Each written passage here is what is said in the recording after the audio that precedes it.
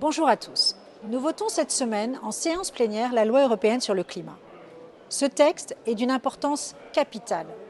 L'Union européenne s'engage à être climatiquement neutre en 2050. Cela signifie que d'ici 2050, les émissions de carbone et leur absorption devront être équilibrées.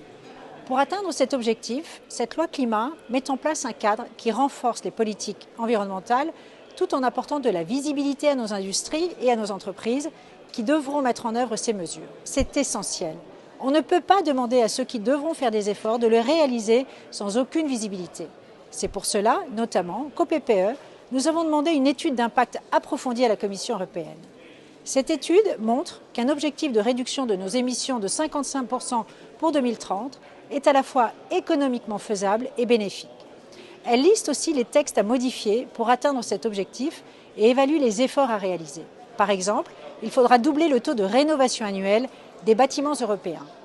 Ces chiffres sont ambitieux, ils peuvent donner le tournis. Mais avec cette étude d'impact, nous avons la mesure de notre ambition. Au PPE, nous nous sommes donc dit « Ok, soyons ambitieux, on sait où l'on va, donc nous sommes prêts à soutenir un objectif de 55% pour 2030. » Malheureusement, ce n'est pas le cas de tous les groupes. En Marche défend 60%, les Verts 65% et l'extrême gauche 70%. Tout cela sans aucune étude de faisabilité. C'est une simple course à l'échalote insensée. Toutefois, le travail sur ce texte ne s'arrêtera pas à ce vote.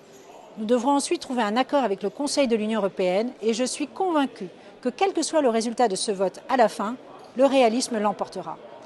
Vous l'aurez compris, c'est une semaine cruciale pour notre politique environnementale, mais ce n'est aussi qu'une première étape. Je vous tiendrai bien évidemment informé. À bientôt.